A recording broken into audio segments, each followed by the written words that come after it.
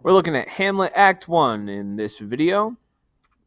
You'll recall that when the play begins, we're outside of the castle Elsinore here in Denmark, as the guards and Horatio for the first time see the ghosts of Hamlet's father. And the presence of Hamlet's fatherly ghost is, of course, disconcerting, because rarely in literature or in ever do ghosts show up because they're happy and things are going well. Instead, a ghost or an apparition's presence is a clear sign that something, as will be said later, is rotten in the state of Denmark. And so as the camera moves from the outside of the castle inside the castle, we see a celebration, very much a difference in tone from the beginning of the play, where a new king has been coronated, King Claudius, Hamlet's uncle, who has just recently taken a bride, Gertrude, Queen Gertrude, Hamlet's mother, and the entire community seems to be celebrating, except for the man dressed in black here in Kenneth Branagh's representation of Hamlet, who is alone in his mourning of his father.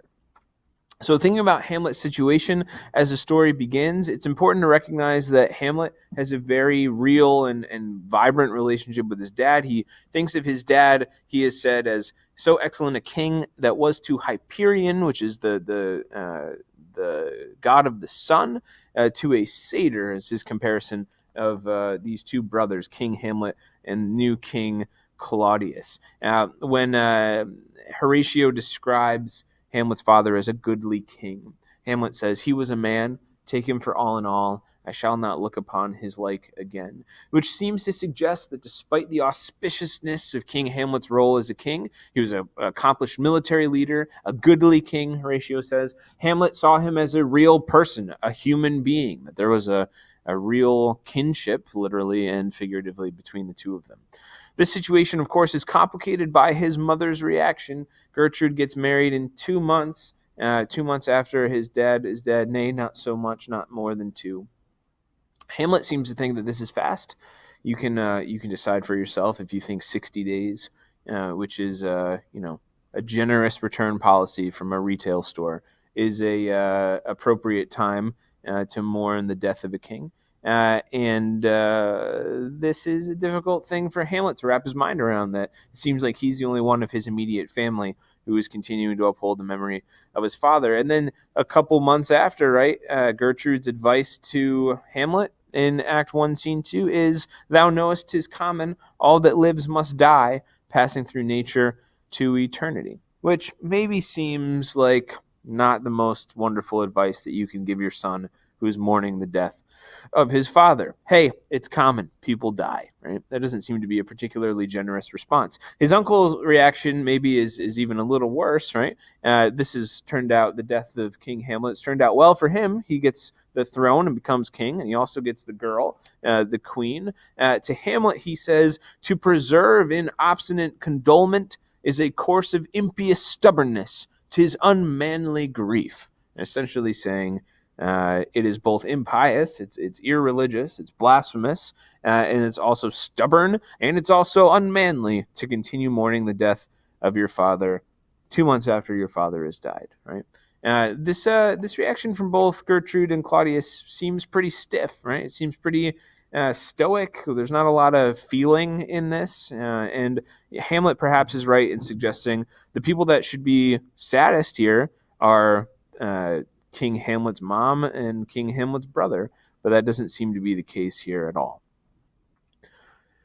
And so Hamlet, in his first soliloquy, gives us a representation of a genuine tragedy, the real pain that he is experiencing. In this cloud that he's under, in the darkness and the grief of his father's passing, he sees the world. He says, "How weary, flat, stale, and unprofitable seem to me all the uses of the world." He continues saying, "'Tis an unweeded garden that grows the seed. Things rank and gross in nature possess it merely." What Hamlet seems to be suggesting here is a vision of the world clouded by loss. And he says everything is affected by this. Every joy, every good thing, all of this is stained by the death of my father. This is real heartache. This is real pain. And this is also really important to recognize a singular thing in Hamlet's life. The impression that we're given in the first bit is that this is an abnormal way for Hamlet to view the world. He's in special circumstances right now, grieving the loss of a parent he himself at a relatively young age. And so because of this death, his vision of the world is entirely palled, right? And so he says, continuing on, that this isn't really the only problem. The real problem, in this wonderfully packed line from Shakespeare, is this: "O wicked speed, to post with such dexterity to incestuous sheets." You can hear a lot of consonants in there, right? A lot of the repetition of those, just, it sounds like he's like biting it off. "Oh, wicked speed to post with such dexterity to incestuous sheets." There's just you can hear him grinding his teeth as he says it, right? Because he's in anguish, and he's in anguish not just at the loss of his father, but at the speed of this marriage. 2 months, nay, not so much as 2. His mom is off too. He says, calls it incest. He calls it incest because his mother is now with her brother, right? Her brother-in-law. And the problem here as well for him is that he seems to have a pretty low view of Claudius.